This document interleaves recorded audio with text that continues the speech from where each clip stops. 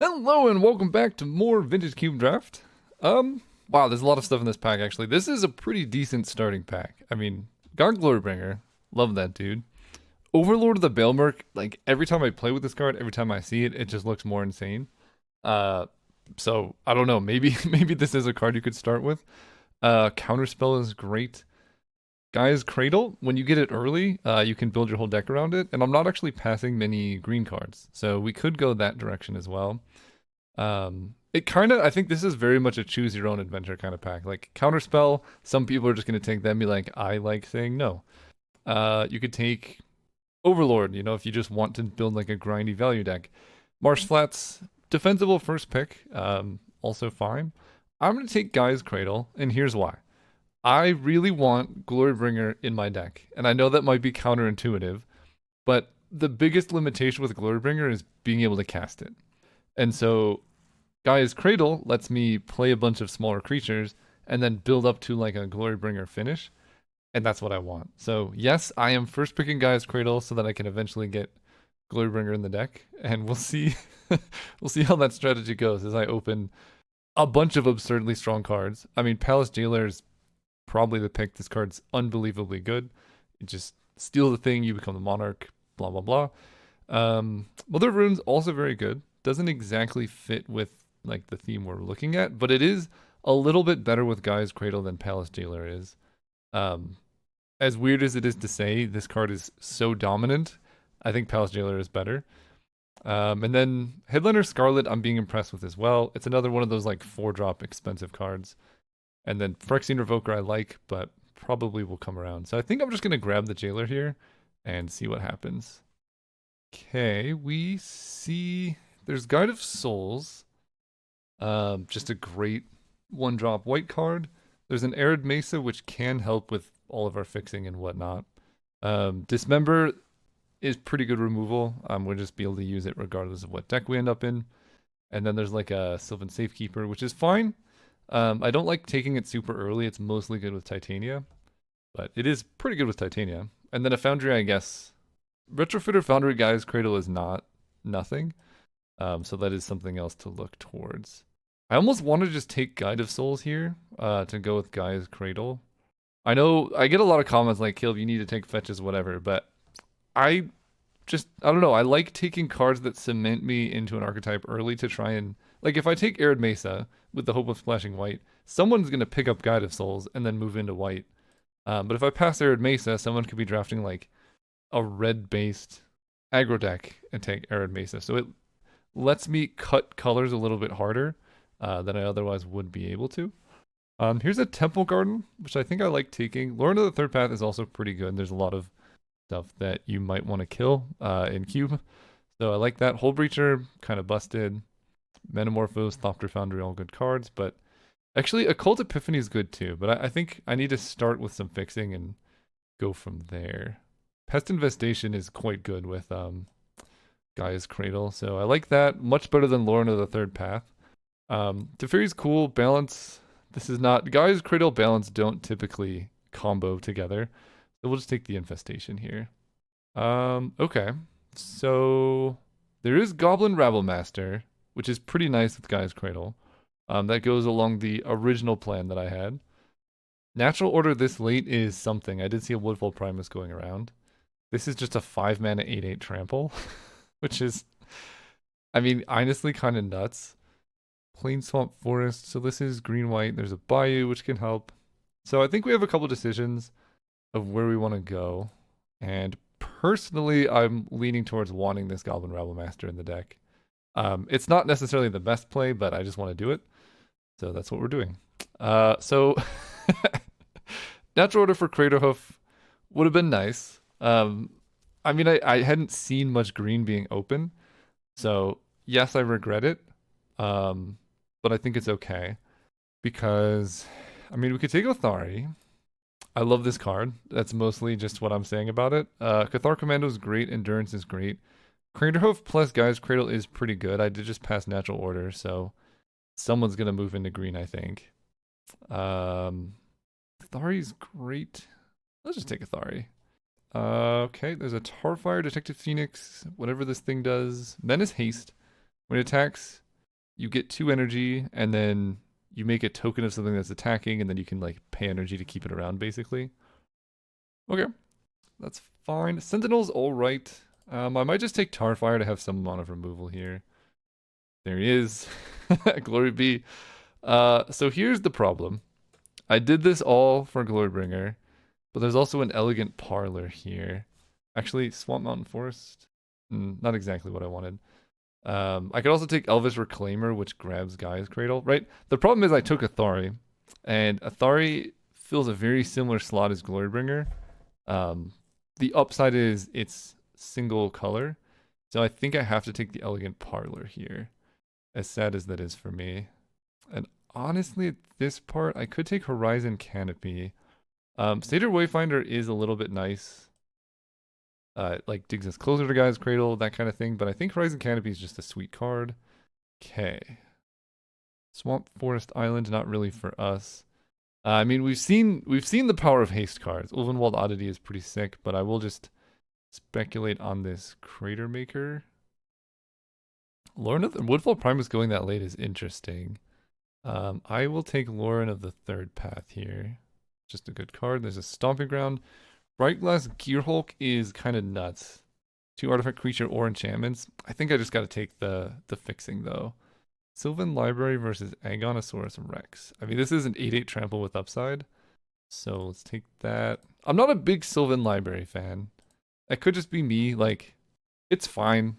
I think it's decent, but I think its days of usefulness are decreasing. Delighted Halfling is pretty nice. This is not legendary, so it lets me cast Athari, Lauren of the Third Path, couple things. Copperline Gorge is good. Parallax Wave, pretty nice, but this deck needs 1-drops if I ever want to have any chance of Gaia's Cradle, so let's do that. There it is. There's the tithe. Is there any hope that this wheels? Because I could pick up like Razorverge Thicket, which would help with the mana. Scrapwork Mud is pretty good. Oh, Staff of the Storyteller is also kind of insane.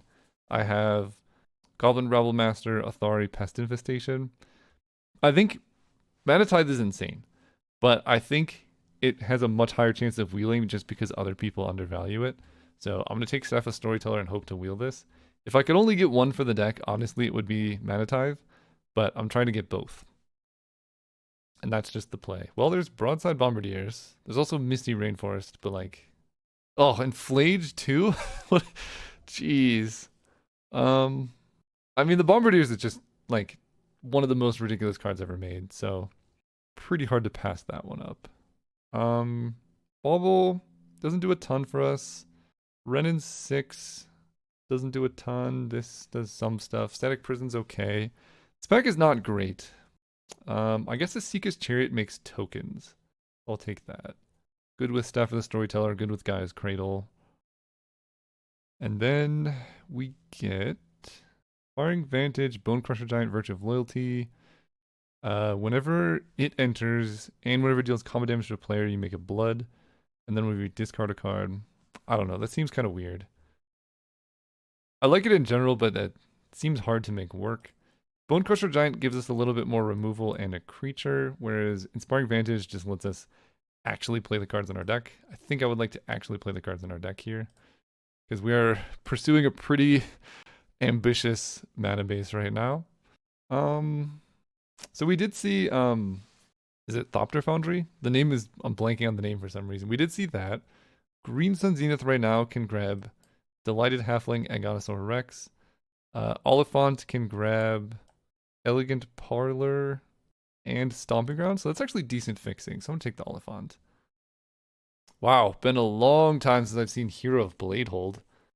What a throwback. That's I mean, it is a sweet card. I'm going to take Pilgrim because it's good fixing, but I like it. Okay, Commercial District versus Goldspan Dragon. See, now if I could switch them, get a Glorybringer, I would probably take Glorybringer over Goldspan Dragon. Commercial District does again help with the fixing. Goldspan Dragon, I mean, technically is fixing, right? But I'm going to take this card. I'm anticipating seeing, Sign of Draco. So 2 less for each basic land type. So if I have 3 land ties, it still costs 6, so I need 4 and it would still cost 4. Yeah, I'm just gonna take the Copperline Gorge. Reserve Verge Thicket. Someone took the dang Mana Tithe, and I will never forgive them for it. It's fine. We have Fixing here. Spire Bluff Canal, Memory Jar. I don't know how much of a Memory Jar deck this is, but I'm not doing anything else. Up the Beanstalk isn't great. Guess I could take a Blazemire Verge. So for those wondering, Bone Crusher here is pretty nice. Yeah, interaction and stuff. Bring to Light can grab creatures. Instant and sorcery, right? That one maybe. I would say probably not. Hey, that's actually okay. I might play that. Mox Pearl is insane in this deck. I mean, I would love Llanowar Elves because I specifically do have Gaia's Cradle, but it's hard to pass up an on-color Mox here. So, oh, hang on. Could this actually be Minsk and Boo over Mox Pearl?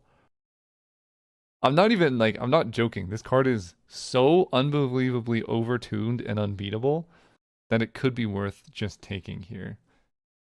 My gut says no, but I think there's at least a discussion there. Specifically also because Mox Pearl might be better served if it was a 1-drop to go with Gaia's Cradle. Because right now Cradle's looking a little suspicious. Like, it'll help us get to the big mana later, but our concern is a little bit about the early mana fast. Thraben Inspector does help with that. Hex Drinker is also particularly good with Gaia's Cradle. This could be a good Mox Diamond deck as well, given the huge amount of different like colors we need. We do have quite a bit of good fixing though, so I don't think I need it necessarily. Thraben Inspector versus Hex Drinker is really where I'm at. I don't have a ton of ramp. I'm just gonna take the Inspector here. Ocelot Pride is great. So we have Ocelot Pride Guide of Souls for just the unbeatable combo. Jetmir's Garden would be nice. It does fix for all of our colors, but card's broken. It's a 1-drop. Let's take it. Flooded Strand can grab Elegant Parlor, but it can't grab our red-green stuff. So I kind of prefer something like a Noble Hierarch or a Deathgreeter's Champion. I'll take the Hierarch here. This Guy's Cradle is getting a lot better, by the way. Wooded Foothills helps tremendously. There's also Tireless Tracker. I have 1, 2, 3, quite a few decent early plays, but Wooded Foothills makes our mana. Oh, there's also Birds. Let's take Birds of Paradise. Okay. There's Path Exile, Galvanic Discharge, Orcish Lumberjack. Discharge is kind of a nice combo with Guide of Souls. Lumberjack would be cool if my lands had basic forest typing, but they don't. So I like Discharge. Haywire Might's also interesting, but we'll just take some cheap stuff. General Ferris Rockrick. No. This card is very hard to make work. There's a Burst Lightning. There is a Hogak. I have Pest Infestation, Asika's Chariot to delve it out. I mean, no. 6 is kind of nice. It lets me prevent flood, replay stuff like Hero of Bladehold, so I think I take 6. I have so many good 1-drop plays now that ramping into 6 is not unreasonable. There's an Elvish Mystic Karn. I kind of wish I had taken the fetch instead of the birds, but I think that's okay. I take Oust as removal. Plunderer does some stuff. I'm not in love with it. Karn's okay. I don't have much artifacts, but it does make tokens.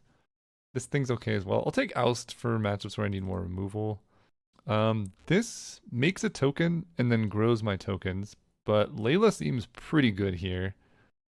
So I think I will just take Layla. It just gives me a way to like continuously refuel my hand and deck. Then Hex Drinker comes around. Good mana sink. Pretty happy about that. I mean, Breeding Pool, Confluence, and all that stuff is fine, but this deck is looking spicy. Tarmogoyf, Terra Sunder, just a Flame Slash seems fine.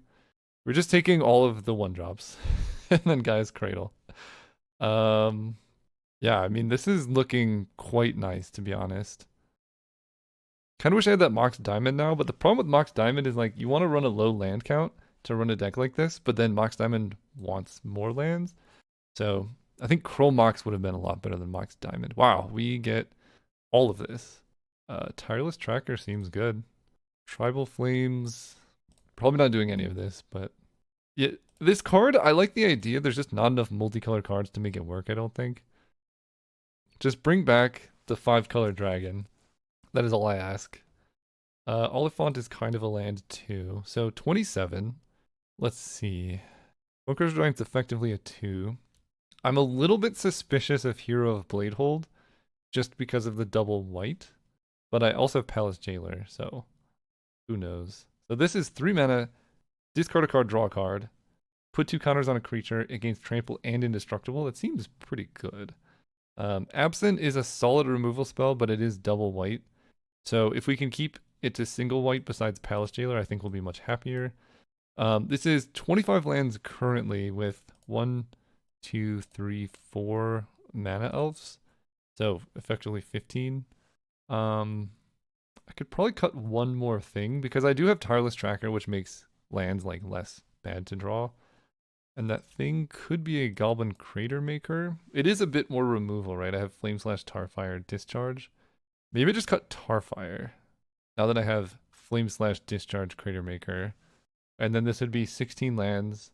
I don't have great removal for big things, so I could see running Oust or Unexpectedly Absent here. Let me see how the mana looks. I guess I do have Mox Pearl. Maybe the white fixing isn't that bad. So right now I have 1, 2, 3, 4, 5, 6 free white sources. For green, I have 1, 2, 3, 4, 5, 6, kind of 7 green. And then red, I have 1, 2, 3, 4, 5. And red is only ever like a single red pip. So that's kind of cool. So this card, Oliphant, I spend 1 and I can grab Stomping Ground, Elegant Parlor, or a Commercial District. That is pretty slow because it's like 1 mana to do all of those. I honestly, we'll see how it goes. So 1, 1, 3. Let's do, I really want to be able to play a Mana Elf turn 1. So this is 15 land with an Oliphant. And then all of these 1-drops. Yeah, you know what? That seems okay to me. We're going to try it out like this. And I could cut Crater Maker for Oust. Yeah, actually, I'm going to cut Crater Maker for Oust. I think Oust is kind of nuts. See you all round 1. Well, we knew this day would come. The Oliphant in the opener with 2 mana Dork's hand. I got a mulligan. There we go. This hand's, well, it's interesting. I'm going to keep this on the draw. And Cradle is pretty suspicious here. So I think I actually bottom the Cradle because I guess the upside of Cradle is it is a green source. Let's, this is like actually pretty tough. I'm gonna bottom of Plains. We're going in. This is a very risky play. But I have removal, I have Scry or Surveil, got a Palace Jailer. What could possibly go wrong? Don't need that. I guess a lot could go wrong. But like if I draw a green source, I could play this. If I draw a white source, I guess I can't play anything. They have mana up. So they had no play last turn. Goblin Rabblemaster. So I get to go Gaia's Cradle. And then in their upkeep, we're going to kill the Elvish Mystic here. That way, if they have counter magic, they have to use it now. Let's do 1. That seems pretty good. So Cradle, strictly worse than a basic forest here, but my opponent missed their turn, so... Cool. Oh, we're so close.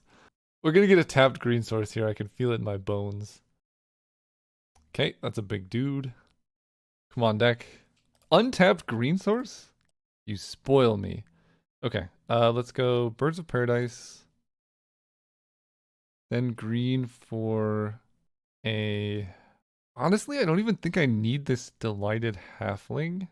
Because I'm going to have Gaia's Cradle next turn. Let's just go Hex Drinker plus level once. That way it can like kind of deal with the Kavu. Like, I think Hex Drinker is just a great win condition game plan, whatever. They have Nadu. Oh gosh. No. Yikes. Wait, they get to Fury can hit your own stuff?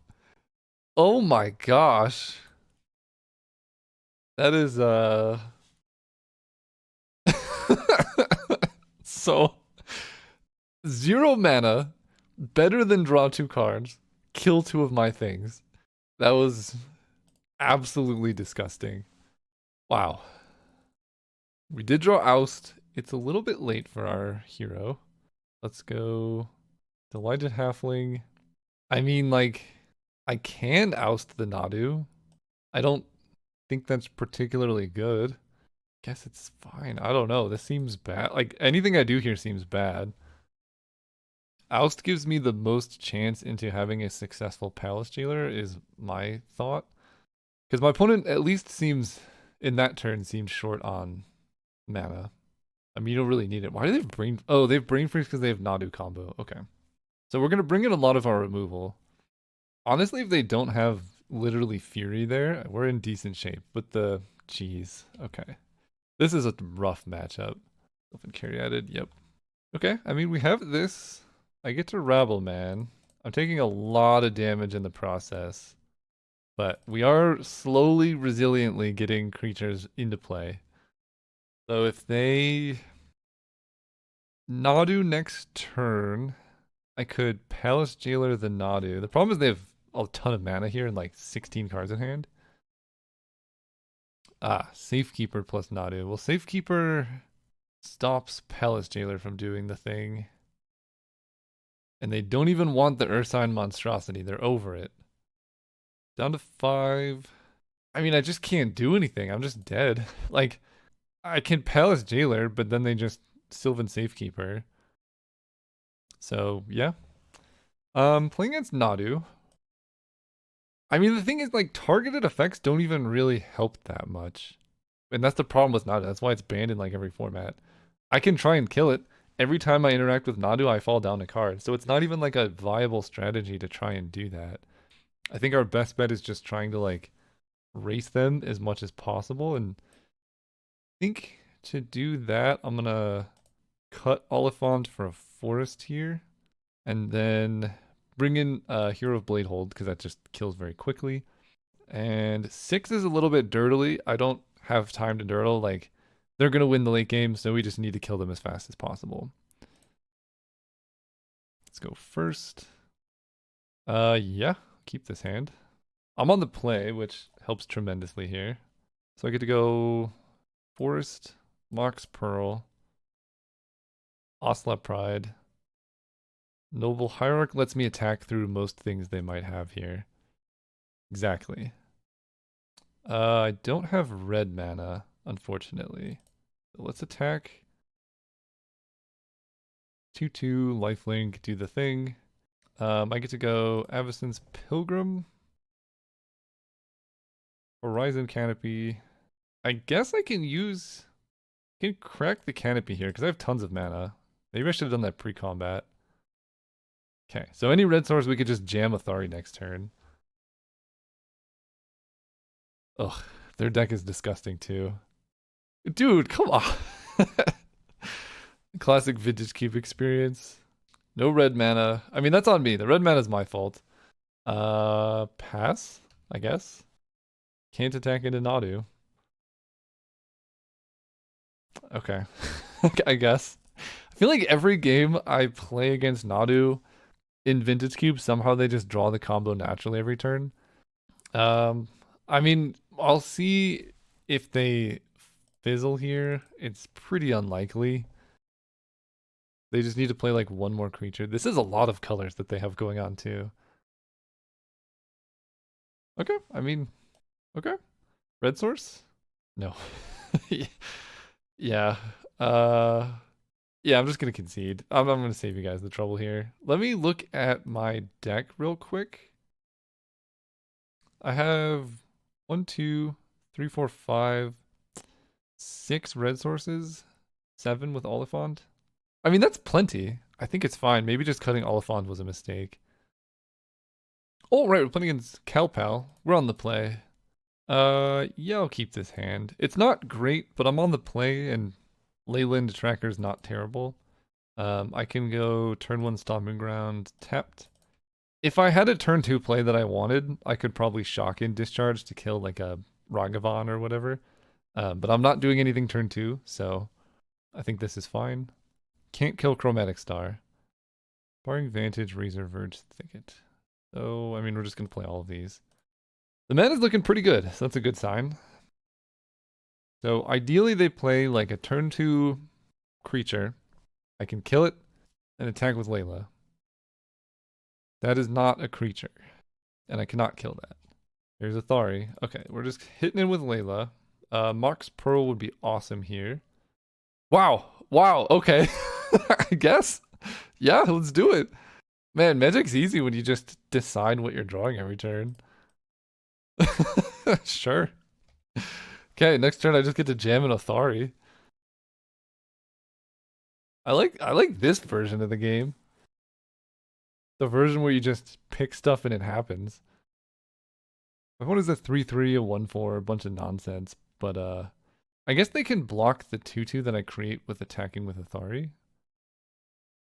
Okay, they have a 3/3, so they can. Their blocks are actually quite a bit worse now.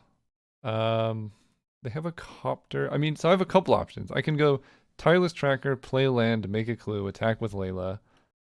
But like this card though, it's the unreasonable option. I mean, if I get to discharge the copter, that's pretty spicy.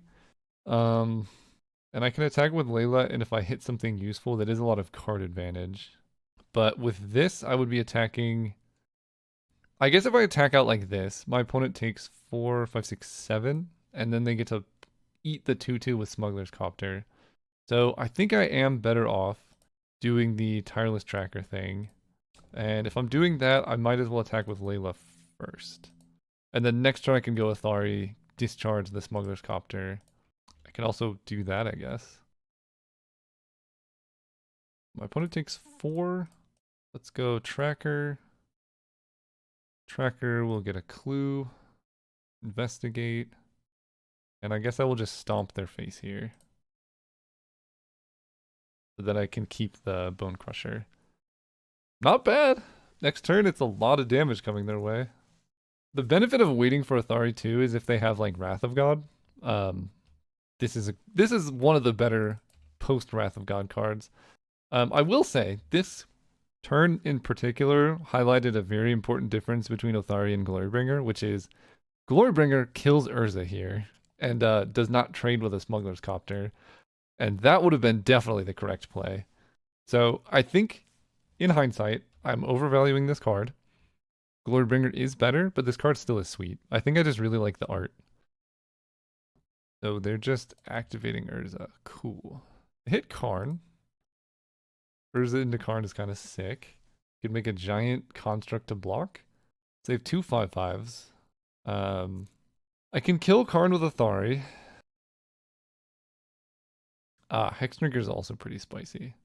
I think it's worth doing the Athari thing. So let's go Plains.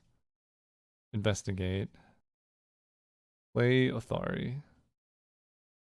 Then we will attack Karn. If I attack with Layla, and my opponent blocks with a construct, and then they crew the copter to block Karn, this actually seems like a good bait here. Because they're very inclined to block construct, crew copter with Urza, block Layla with a 5/5. And then I discharge the copter before that happens. That seems good to me. Because they also want to block the 2/2 Rebel with the 5/5. So they're very unlikely to double block the construct here. There we go. So crew. I guess here's the problem. Rebel goes at them. So let's see what Layla hits. Land. Okay. She's a 5/5. So I can let them block and then blow them out that way, but I think killing Karn's more important here, so I will just do this now. 2, 3. Kill that. Now they have to double block Layla and then the Rebel gets through. Okay. Damage goes through. Now they have a 3/3. And they're at 6 life. Not too scary. Oh, and this thing survived. I do not like that art on the rebel token. No offense to the artist, I just looks kind of goofy. So now they have to deal with Athari. They're gonna have to deal with a fully leveled up Hex Drinker. I have 2 clue tokens for whatever that's worth. My opponent plays a Talisman. Brain Freeze themselves? Brain Freeze me. Well, that tells me a couple things. First, oh, a library. Okay. So they can shell dock here. See what you got. Time Walk. That's fine. I mean, it's really good, but it's not like an Emrakul. Activate Urza. For a land, you got it. Think you're dead, my friend. Cool. Okay, so they have Time Walk, Urza stuff. This is definitely a Goblin Crater Maker deck. They have a bunch of artifact nonsense. Lauren of the third path is pretty good. 6 might just not be like a good card in the deck. Flame Slash deals with Urza. Discharge seemed okay. My deck's very aggressive, which I like. I am tempted by Hero of Bladehold. If I can make it work. They didn't seem to have a bunch of Bone Crusher Giant related things, so I'm gonna make this change and see what happens. Yeah, pretty happy with this. Keep this. Turn 1 Hideaway, so we get to go Pilgrim. Ooh. Yeah, I guess I changed the plans. I don't know if that was actually correct, but it's probably fine. So now I can go Pilgrim, gain a thing, play our tapped land, put Discharge. It is 1 piece of removal. I don't think I need it though, honestly. I'll attack. I don't know, maybe I'm just underestimating opponent's deck, but I feel like Crater Maker is better removal against this stuff I've seen. Right, like, yeah, Pented Prism. I could Crater Maker a Pented Prism. It's probably worth it. Let's go Mountain. Raven Inspector. Do the thing. I think I do just Crater Maker Pented Prism here. It feels like a pretty easy way to cut them off of mana. And then I could grow the Guide of Souls. Yeah, let's just do this. Kill this. Destroy target colorless non-land permanent. Ugh, that's unfortunate. I was really hoping to deny them the mana. Yeah. Well, that's fine. Do what you can. I could give Guide of Souls flying. Might as well. Get value when I can. If they have removal for him, like, I'm not going to be able to activate him anyway. He's my only energy payoff, so might as well make it harder for him to be removed. This lets me attack through Urza. Ooh, Lotus Petal Urza is pretty sick. I guess it still was value to kill Pented Prism because they could tap it for mana with Urza out. 1, 2, 3, 4. I'm actually kind of close to just casting an Oliphant. Chalice for 0, you got it. We draw Plane, so I think I can cast Oliphant next turn.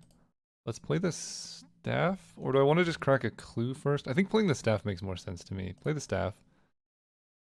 This gives me the ability to draw a card. Do this. Draw a card here. Oust is pretty good against Urza. I could also oust the Construct. I think hitting Urza is probably better here. Attack for 3. Next turn, I mean, if nothing changes, we just hardcast Oliphant. I mean, there's a couple nice things about ousting Urza. First, he's gone. Second, they didn't have anything to do with all this mana last turn, so I don't know what they could do this turn. And the third is it fills their deck a little bit more to make Shelldock Isle less likely to like do the thing. So, Shotgun Stomping Ground, attack with the Flyers, see what happens with them. Yeah, I'll just play Oliphant. You know, if they have counter magic, so be it. If they don't, this can make the spirit token huge. It's pretty good.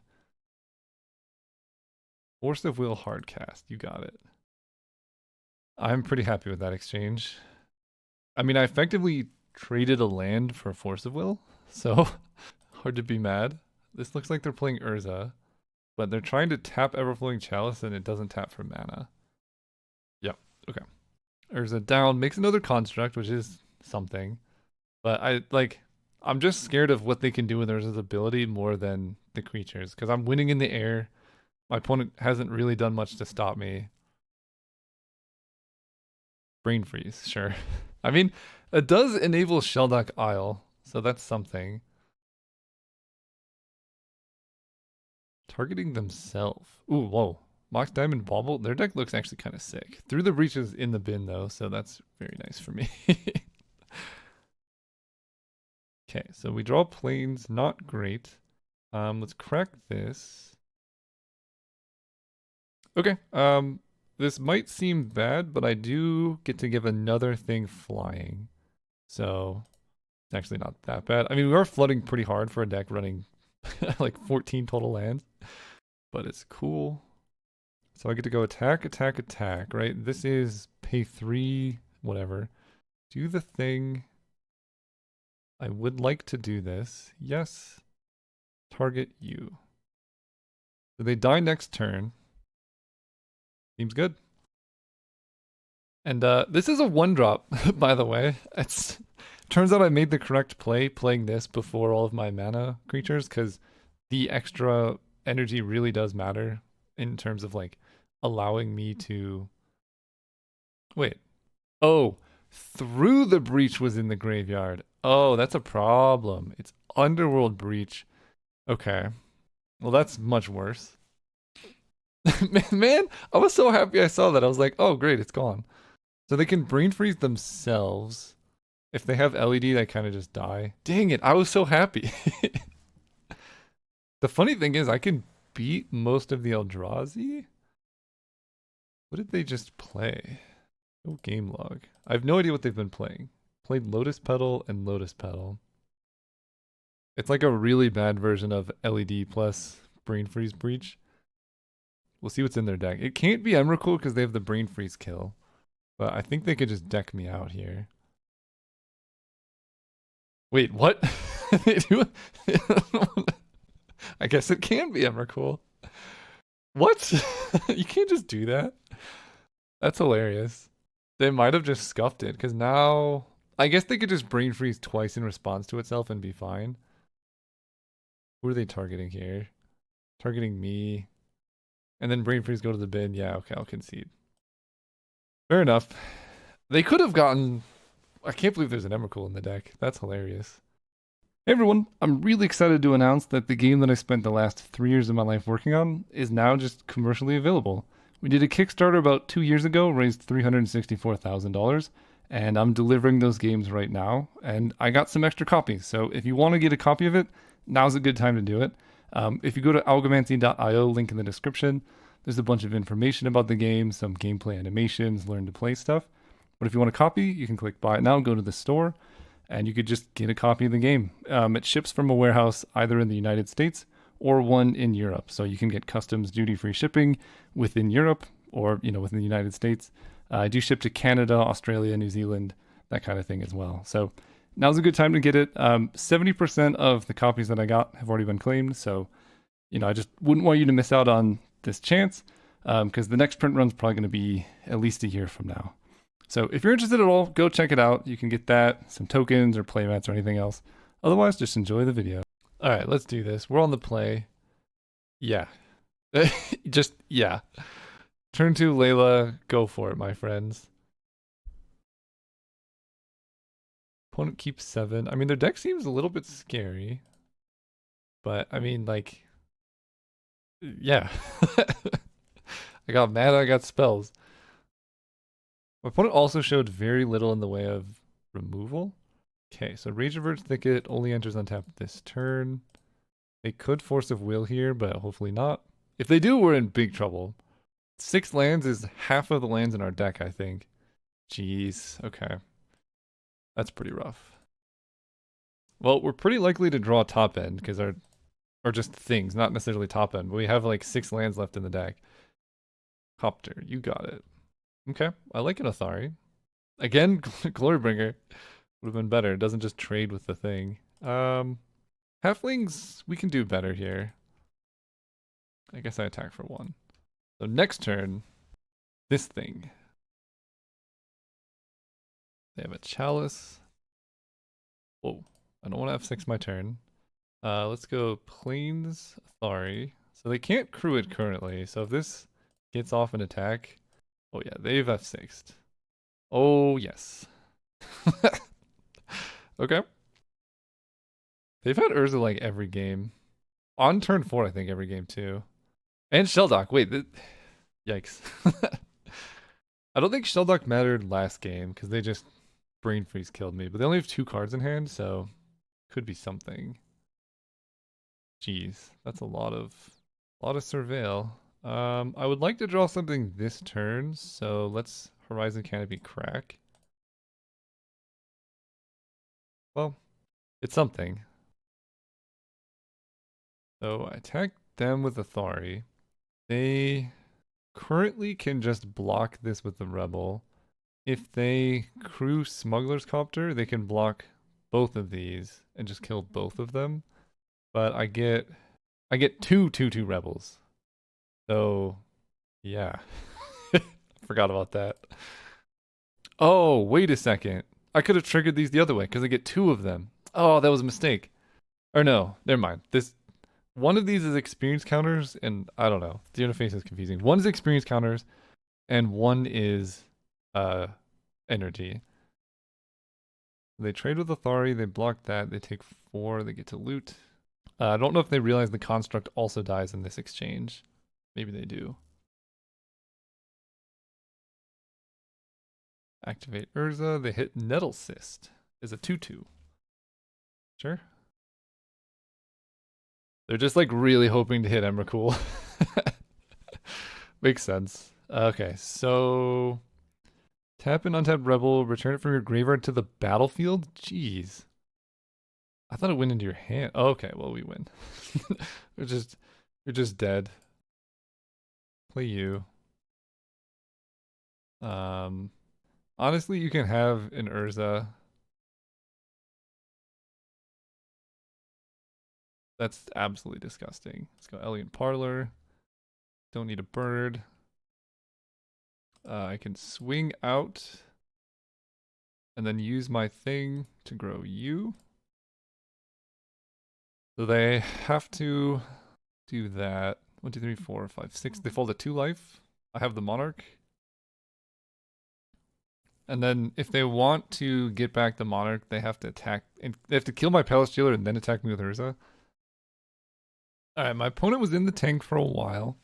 Emrakul doesn't currently save them. Archon of Cruelty, that's actually pretty good. Just hardcast Archon. Okay. At this point, what happens? Whenever it attacks, do the thing. So they go up to 5. And then, man, my voice is going, sorry. If I lose Guide of Souls, they block here. They block here. They take 4. They go to 1. I think Guide of Souls does the least damage. If I sack Palace Jailer, they can take back the Monarch, but then they die, right? If I sack that, then they block here. They take 1, 2, 3, 4, 5. So actually, this makes sense. If they can get the Monarch, but then they just die. So it's like tempting them. Don't do the math. Dang it. They figured it out. Thraben Inspector. Sure. Let's go Inspector. Get a thing, make a clue. Play a forest. Draw a card. Hex Drinker. So I can Hex Drinker. I can also just put Authority into play. So if I swing out now, they eat the Evanescence Pilgrim. Block here, they go to 1 life. And then Archon of Cruelty. I mean, they could attack. It's not great for them. I'm not getting back Athari though, and like Athari just kills them the following turn. And I can do this at any time, right? Tap an untapped Rebel, return it from the graveyard to the battlefield tapped. This is kind of tough. I can attack, I could just not attack with anything and get back Athari. This is tough. I'll be the Monarch. I feel like putting them to 1 is probably pretty good. Tap an untapped Rebel you control. Bring this back. It's going to attack and make 3 2/2s. So they just turbo die if that happens. Yeah. Okay. Let's do that. Raider Maker's pretty good if they happen to put an Emrakul into play. Okay, Shadow Spear. That one's pretty good. I'm glad I went with the Athari play, right? Because I would have attacked out, lost all my board, put them to like 1, and then they would just gain 10 life from this spot. Yeah. That would not have worked out so well. Okay, sacrifice a creature, discard a card, do the thing. So, I think that's fine. Sack 3-bit Inspector, discard Temple Garden, lose some life, take 10. They get the Monarch, doesn't matter too much for me. It does let them Shelldock Isle, so if they have Time Walk, that's actually quite gross. Ugh. Yeah, okay. I'm just dead, aren't I? Because they hit me for... No, I'm not exactly dead yet. I guess more artifacts do kill me, though. 12, 12, so that's 15, so I have to chump with the Pilgrim now. I do gain 1 life off of Athari coming back. What a turnaround. Hardcast Archon of Cruelty is not something I expected. Urza's Saga, pretty good hit. Oh, that grows Nettle Cyst. Jeez. Okay, well, you got me, I guess. GG's. Man, that's rough. Rough game. See you all next round. Oh, right, we were playing against G Knowles. Let's go first. I'm on the play. I mean, if I draw, like, basically any land, this hand's great. I can cast Palace Jailer, Esika's Chariot, Rabbleman, Cycle the Rex. Oh, I need 2 lands for that to happen, don't I?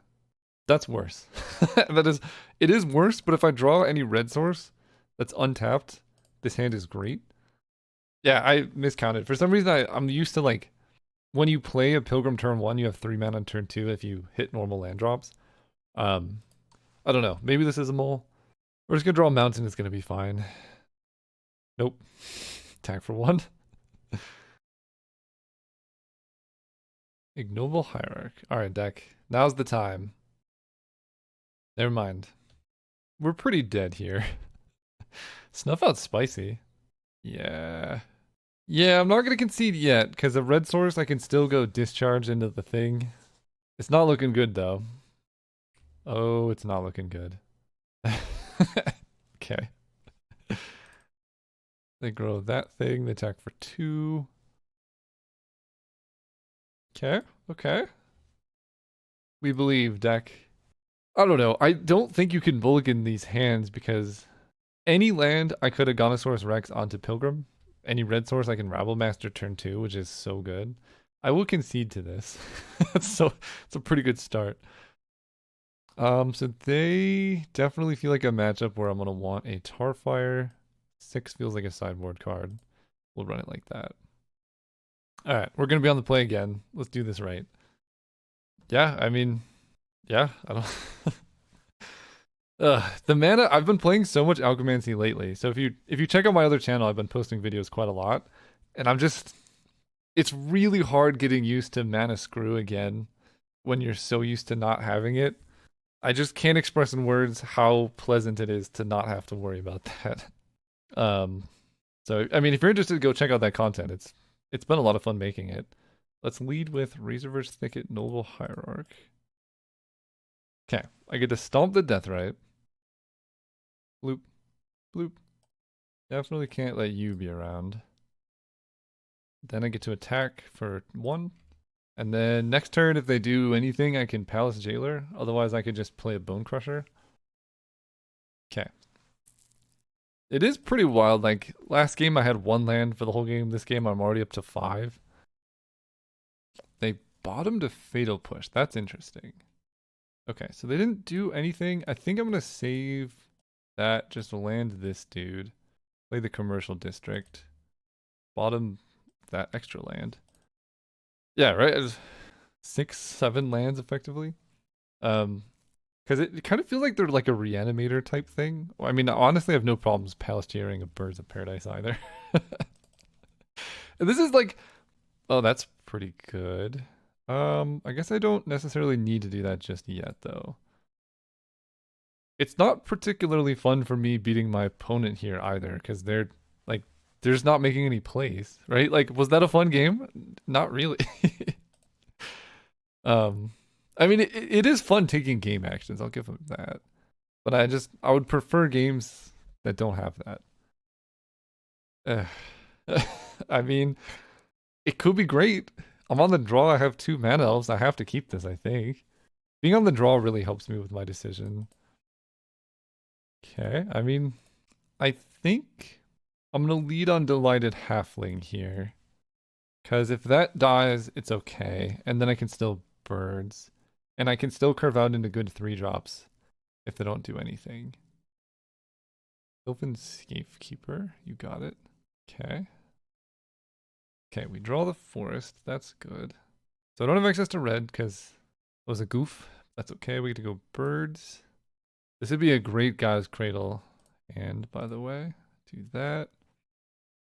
Attack for 1. Is this a Nadu player? I'm trying to think why you would be playing Sylvan Safekeeper.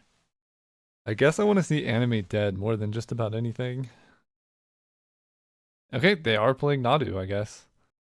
So I can lure in the Lightning Greaves, which will help a lot into other Nadus. Oust. So I can make this uncounterable. Which is kind of spicy, actually. Destroy this. And now I'm actually going to oust the Sylvan Safekeeper. Because they don't seem to be drawing good stuff. And so just forcing them to redraw this is devastating. It's not even just killing this. I don't really care about killing this.